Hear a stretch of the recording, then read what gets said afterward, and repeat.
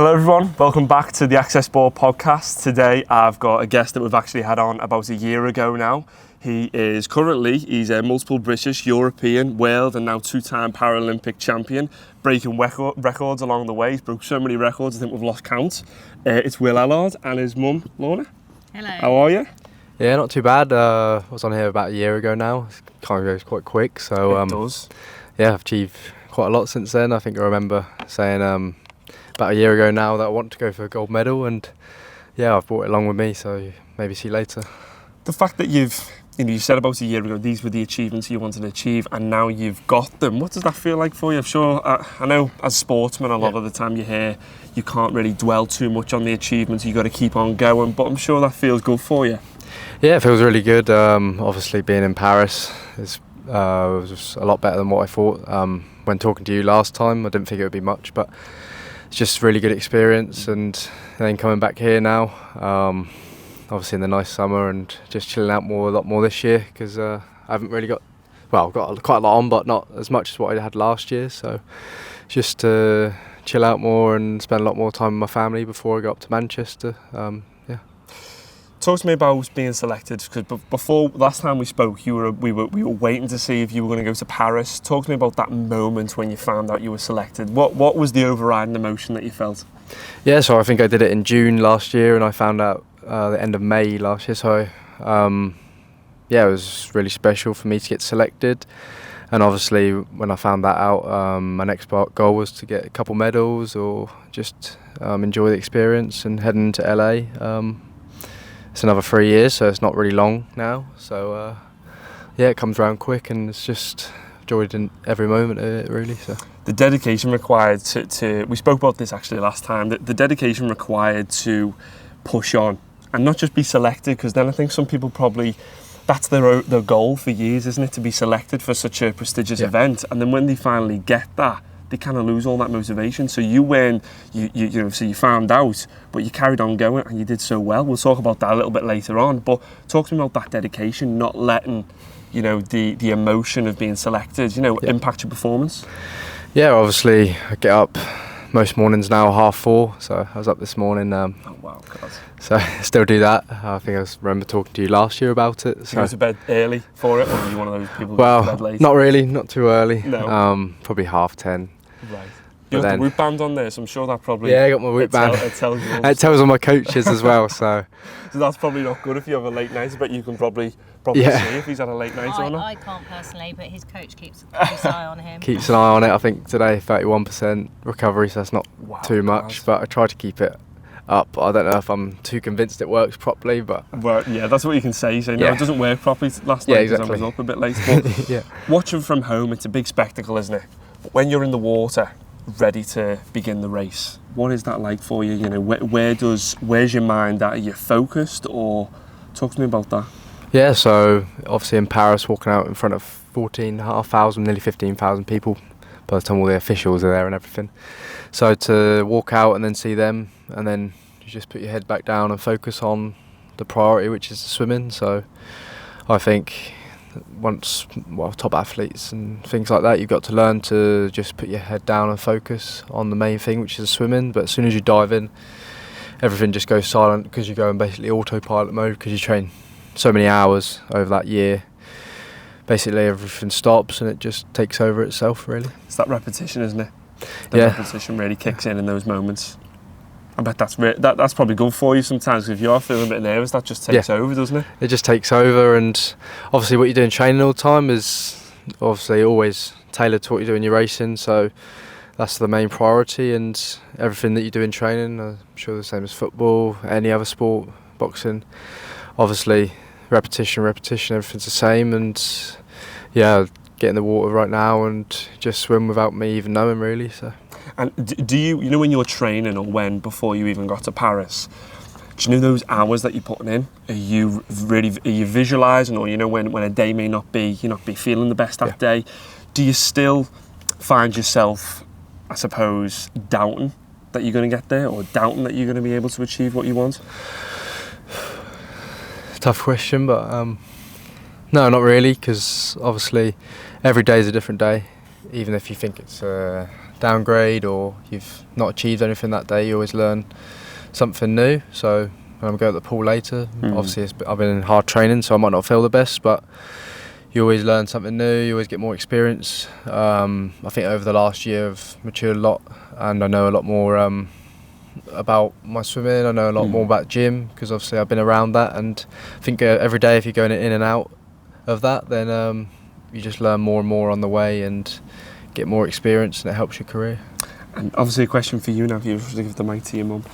So watching him in the events, I mean, I bet that was nerve-wracking for you. Yes, it was. Obviously, it's a new experience for us as a family. But obviously, when waiting for Will to come out, and then when Will came out, I mean, the stadium was massive, and he looked like a dot walking out there with his dry robe on, like strutting it over, looking really confident. But I knew that he was going to be feeling quite nervous, even though he doesn't like to admit it. But I knew that's how he'd be feeling. The excitement of it, the atmosphere, you go along with it, and you're just like, it's the proudest moment of your life, like watching your son walk out and he's competing against the world and doing something that he loves and that he's worked so hard to get, and he got there, and you know, he came away with some amazing results. And I'm sorry, don't want to embarrass you, Will, but he's still your little boy, isn't he? Really? Yes, he is. And you always seeing will be. him, he will, and seeing Will, but you know, seeing him in those moments, yeah, that must be really proud moment for we you. were so proud, so proud. It was just like, because he wanted it so much, we wanted it for him as well, and you just can't describe how proud you are in that moment. And after, I mean, this last year has been amazing for him, the opportunities that he's had that's come forward for him, you know, and that's because of his hard work and the nice, humble person that he is, that he's succeeded, and he's succeeding in life every day, and he continues to enjoy his swimming, which is great. It's not just that he's been there and he's done it. He wants more. He wants to be better. He wants to thrive more, and he works so hard for it. That's a massive part, isn't it? Yes, it is. I think anything in life, really, isn't it? That's what you want to teach, instill in your child, is the hard work, the dedication. Yeah. And obviously Will's showcasing that. But today's day and age, you know, I think a lot of the youth are missing out on, you know, the jewel that Will's got. Definitely, yes. Yeah, it's a shame. Like, I mean, swimming, it needs to be bigger. And it needs to be brought back in, that it's part of the curriculum at school. Because we had it when we were at school, and it was an enjoyable sport, and it can be enjoyable again. It's just getting it back out there for the children, and you know, there's others that are going to be following Will. It's an amazing story, isn't it? Inspiring to people. Yes, definitely. Yeah, I mean, you know, especially because of, like, the intellectual impairment, how much harder that he's had to work in life to get anything in life, even like the access course that he did here. You know, he had to work harder, not harder than some, but harder than others, just to be able to get a qualification at the end. Everything he does in life, he has to work harder, and it's just so great to see how he just goes with it. He knows what he wants. He's dedicated, and he's a hard worker. There's a beauty to that, isn't there? There really is, and I think as a young person, you can be quite blinded by the adulation right in front of us, you know. You know, the being on TV at Wimbledon. We'll talk about that in a little bit. But I think there's a book called The Alchemist. I don't know if you've heard of it. No, I haven't. And it talks about having that jewel in your pocket the whole journey. I think we go in search of something, don't we, in life? We think, when I get there, I'll feel like this, or when I achieve that, I'll feel like this. But how do you try and instill in Will that right now where he's at, he's enough? You know, he's continuing to achieve, but for Will, it's not enough. He wants more. He wants 3 golds next time. Right. He's got 2 golds. He's got 1 silver, which is absolutely fantastic. You know, to come away with a medal is amazing. But Will wants to thrive more. He wants more, and he's not going to give up until he gets more. But the main thing is trying and trying to get there. And I always say to him, try your best, and your best is always good enough. and that's what he keeps in his head. I'm doing my best, and you know, if I get an award, if I get a medal, that's great. But he always wants the next step, which is good, because you don't want to be stale either. Of course not. You don't want to stop there, especially when, I mean, he's so young. He's got many years ahead of him with his swimming career. Oh, wow. When you think of it, when you put it into perspective, years. Yeah. He's got Yeah, so he hasn't long. even reached his peak age yet. Oh. So that's great. You know, It to see really what is. else that he can be capable of would be, you know, we can't wait to see what more that he can give.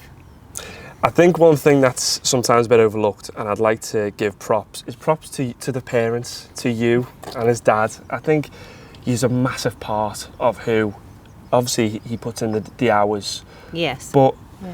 you know, I think your parents are huge role models and inspirations in your life. So credit to you.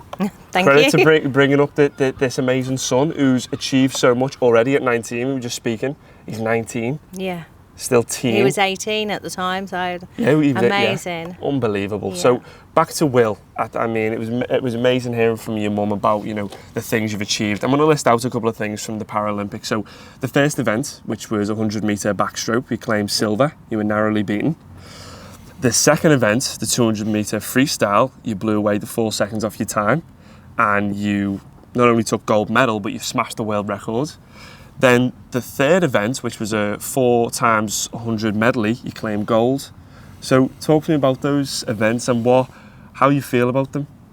Yeah, so the first event, 100 fly, I came second by 0.2. Went out a bit too fast. My coach before didn't really tell me too much. I just sort of went for it, and that's part of obviously my impairment. You don't really understand too much. But I went out in a 50 world record, which is in a 100-metre race, and then come back, but still come second. Obviously, my teammate, no, not my teammate, my mate Alexander Hillhouse from Denmark, he come first, and I think he's swimming it this weekend, and I think he's aiming for the world record. So Wow, right. it'll be quite a good duel at the World Champs. Then yeah, the 200 freestyle 2 days later. Obviously, I didn't like the look of the silver medal, so I wanted to try and one-up it and get the gold. And that's what I did. Went quite easy in the heat. Made sure I got lane 5 and then the Canadian next to me. I breathed to my right, so he was in the heat before me in the prelims. So then I wanted to get lane 5 so then I could come back at him in the final on the last length. Because obviously when I go back down the pool I can look to my right and see him, and just went for it. And then I realised like it's last 25 that I'd got it, and it was pretty special. I was thinking what my celebration should be. I was about to say about the I was celebration, like, yeah. obviously. That's quite everywhere now. The photos, there's loads of different variations of it. Like it's crazy how many photos they take at each singular frame and stuff like that. You will, yeah. And then a day later, obviously the 4x1 medley. That was with 3 of my other teammates. I think the average age of us was 18, so that's Wow, the youngest in that whole group. And obviously the Tokyo group, I think their average age there was 26. So that's obviously a lot younger, and it was a full different team. So that should be good prospect aiming into LA. Talk to me about the narrowly beaten bit. Now, do you dwell on that, or do you just go, right, I've lost it, that's it, I'm going on to the next one? Because if you dwell too much on it, you're gonna fall short in the other races, aren't you? Yeah, so that's obviously probably my hardest defeat after the games. I was quite a bit annoyed, but I tried to use that as motivation going into the next year. And I think I was like, I've got another 4 years, okay, but the earlier you start training hard, the more you get results. And you don't want to push it too hard because you can burn out quite quickly in swimming. That's one sport where you can burn out if you try too hard. So I had a bit of time off after to reset my mind and my body and everything. So I think coming back into this year, I haven't done as much training, but I'm just as fast, which I think sometimes if you don't train as much, but you're more happy, and things like some of my friends only took a week, 2 weeks off after Paris, and they've started paying for it now. So I know one of them that's taken 3 weeks off in a few days' time. So that's not going to be very good on his World Championships. So, well, I hope not, but... Yeah, so... For you, though, do you find you don't like to take too much time off? Do you feel like if you're away on holiday, you want to get back to it? No, I feel like if you take time off, you got to take it off properly. You don't want to just be like, oh, I don't know how long I'm going to take off. You have to have a set time, and then just fully take your mind off swimming, off sport. Just take your time away with family. At the end of this year, I'm going to Cyprus, and I'm moving into a new flat, so that would be good. Wow. Keeping my mind out of just day-to-day things to do with swimming. So yeah, it should be good. And yeah. Talk to me about Wimbledon. So you've had quite a lot of post-Olympics. You've had quite a lot of things that have gone on in your life. So obviously the GB Aquatics Awards, Emerging Swimmer of the Year, you won that, and then the MBE at 18. I mean, wow, that's unbelievable. You went to Buckingham Palace, didn't you? Yeah. Met the King, and then obviously the BBC Young's Personality of the Year finalist. Lost to Luke Littler, which, he's unbelievable. He's doing amazing in his own right, young like yourself. And then for a young lad from Beccles, I mean, it's fantastic, isn't it? When I say all those things that you've achieved at this age, what are your kind of thoughts around that? Yeah, so I didn't realise things would come so much to me after the games. Obviously awards. I don't know how I emerged twice because I'm not really a junior anymore. So yeah. Obviously getting the second year was pretty cool, and the open ones this year, so I've got to try hard and get that in Singapore. But if I don't, then it doesn't really matter too much. I can go for it next time and just keep working as long as I'm happy. I think that's the main thing. That is the main thing. I think with every sport, as long as you're happy, then you swim fast, compete a lot better and things like that. So I think if you take everything one step at a time and don't let it get to your head too much, if not, that can affect you long term. But obviously being at Wimbledon, that's really fantastic. Yeah. That was really cool. Obviously seeing the players, I think a lot of the celebrities are just there for themselves. But I was yeah. Do you know what you think that sometimes it seems that they're just there for your Instagram picture, don't they? Just to show up. I think obviously Olivia Rodrigo was in front of me.